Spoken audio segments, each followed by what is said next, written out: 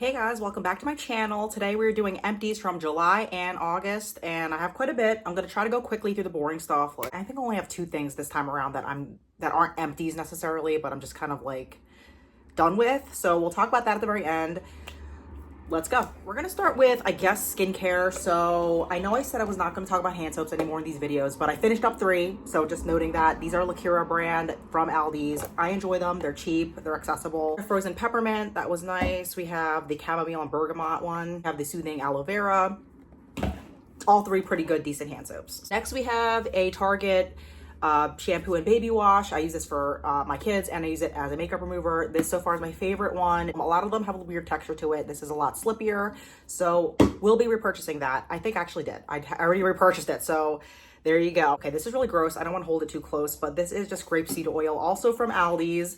I use this for body moisturization, and it finally got finished. These take a long time. Yeah, this is huge, but I was using that all over my body, on my face. Like, it's the #1 moisturizer for me. Now we have the Copper Tone SPF 40 face and body. It looks like a deodorant, but it is sunscreen. And my mom is kind of random with her Christmas presents. This is actually very functional, but she'll like throw like random stuff in a bag. So I definitely use this on me and my kids, or we all used it because it's kind of convenient. It's just like a roll-up product, and I've never seen anything like that before in a sunscreen, even though I'm not surprised. I feel like everything can be a sunscreen these days. So anyway, finished that up, which I'm glad, because I always like to go through sunscreens because they do expire. I don't play with expiration on sunscreen. Like, maybe makeup, I play around with that, but not with sunscreen. So very happy to get the full use out of this. It does look like there's some left, but it's at the point where it's like falling out, so we're not going to try to use it anymore. So that's gone. It was fine. I wouldn't buy something like this again. I just like a traditional like lotion sunscreen. That's fine. Or a spray even. I used up the OGX Smoothing Coconut and Coffee Scrub and Wash. This was really, really good. This lasted me quite a while because at the time I think I was rotating between this and like a bar soap or something. So it made it last that much longer. I really love the smell of it. It's just like a very, as you can imagine, like a very creamy, like almost like a shea butter kind of smell. Almost like didn't even smell coffee or coconut as much in this, but it fits the scent, but it also reminds me more of like shea butter. Anyway, it was really, really nice. And I haven't repurchased it because I just kind of like to try different body washes, and I went with something else. I think I went with like a native one this time, but this was good. I would get it again. It's not that expensive compared to other body washes, which it's kind of weird how expensive these can go, but I'm also not surprised because everything can get expensive these days. It's like, whatever we can pick to inflate the price of, let's do it. And body wash is no exception. But yeah, I liked it. Got it from Target. Would definitely get that one again, or like a different scent. So it was decent. Whew, let's do hair stuff. I'm so happy to be done with this Head & Shoulders Supreme Nourish and Smooth shampoo. It was fine. It did its job. I just don't need Head & Shoulders shampoo. Like, I don't have that type of issue where I have dandruff. I think at one point I was having that, so I ended up buying the shampoo. Like, it was like a buy one, get one, or some sort of deal, or buy one, get one half off. And I'm never doing that again where I buy the same type of shampoo, because the truth is, I mean, if it's like this, like if it's this type of like treatment type of shampoo, because that's not the problem I had. I think it was just my scalp was being sensitive to maybe the weather, or maybe didn't like something, and it was just kind of like flaking because of that. It wasn't necessarily dandruff, even though it seems like that's what it was. So that was only for a short-term period. So after that kind of relieved itself, and maybe it was because of this, I don't know, but like it seemed like it wasn't an issue for long. But I've been using a different shampoo that isn't for dandruff, and I haven't had dandruff issues. So yeah, and I also feel like this was a bit much for my hair. I don't remember it necessarily like stripping my hair, but I don't think it necessarily added moisture to my hair either. And I feel like my hair needs more moisture than, like, I don't even know, like Head & Shoulders provided, I guess. I wouldn't say this was a bad shampoo, but I'm kind of done and over using them because I literally use 2 Head & Shoulders shampoos back to back, and you just get tired of it. So I'm just like, not gonna get this again. I used up a hair dye. I do that every couple months. The Revlon one's a good cheap one if you're looking for something that's a little bit more affordable.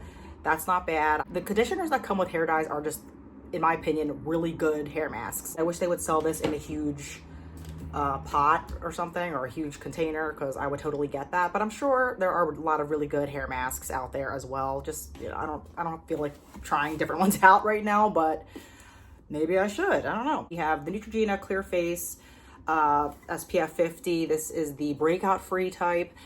I do like this. This takes forever to use up. So if you're looking for something economical, like this is really good, especially if you can get coupons with it and get a deal, like great. So this did its job. It is a little thicker. So that's the one thing that I'm not so sure about. But I didn't break out from it as far as I'm aware. So even though it was a little bit thicker than I typically like in a sunscreen, it did the job and it did last me a while. I did repurchase the same exact one because I just didn't feel like researching sunscreens. So I do have another one of these that I'm using now. I don't think I'm gonna get it again after that because I kind of want to go into Korean skincare, find maybe like less thick sunblocks, just like a preference thing. Like, so that was fine. I used up 2 samples of the La Roche-Posay double repair moisturizer, UV, I don't know, whatever. They're sunscreens in a packet, essentially, and they're both SPF 30, the same exact thing. I've been having these samples kind of sitting around, and I'm like, okay, Jen, you got to use these up, like, and I was more than happy to. It was nice to use these because, like I said, I like a thinner, less heavy sunscreen, so these were really, really nice. And if I wasn't trying to go the Korean skincare path that I think I'm gonna go on, I probably would get this. I don't know the price point. I'm sure it's not as cheap as like this, but it's a decent sunscreen. I would also probably go with a higher SPF than 30. I kind of like to go 40, 50, like something like that. So 30 might not be the number I would go for, but it is a really nice product just based on the 2 samples that I've used up. Finally used up this Charlotte's Magic Cream. This is a sample that I got. I think this was a point thing at Sephora.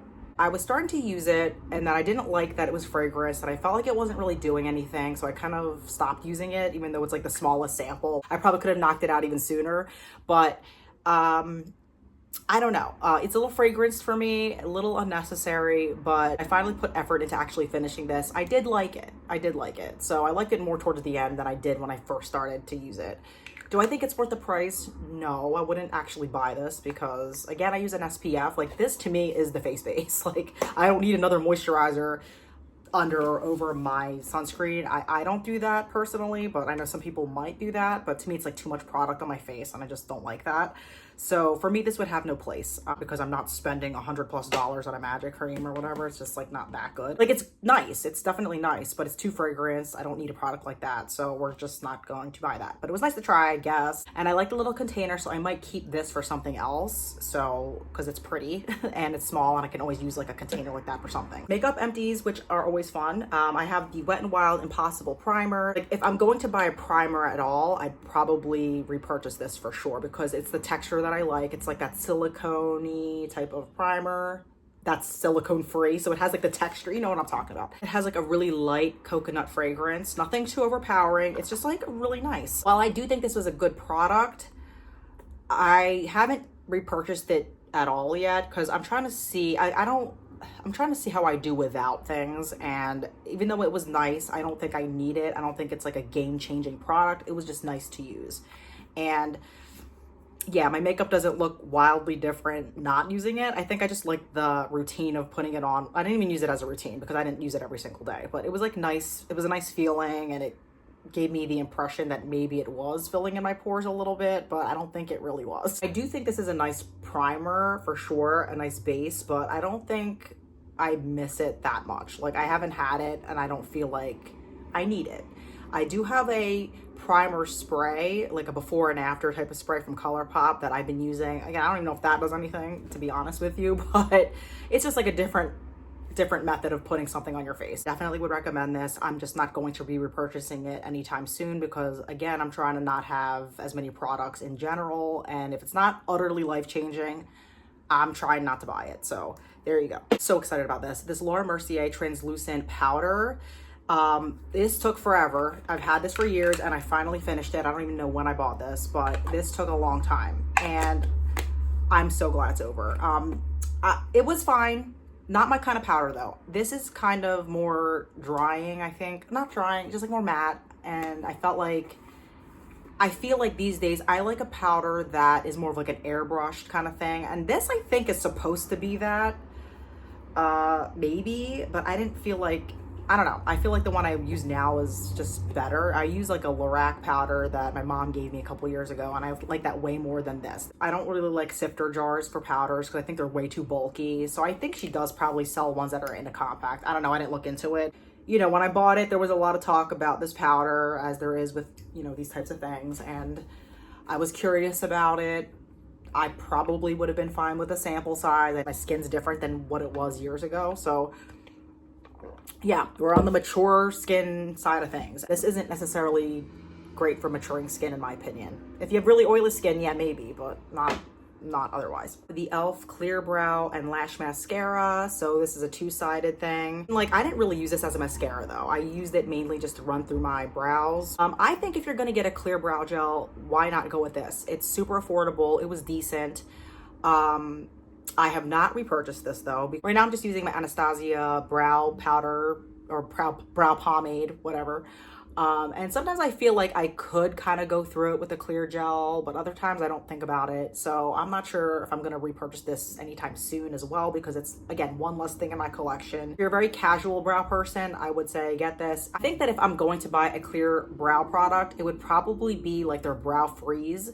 It's the stuff that comes in a pot. It's just like, it's not this texture. I think a gel can be a little bit, yeah, it makes your brows a little bit crunchy. Not the biggest deal, but if, you know, whatever. But I would try that over getting this again. So another product I'm super glad to get rid of. This is the NYX Glitter Primer. The packaging is so, like, it's been flaking off for a while now. And yeah, anyway, I'm really glad this is gone.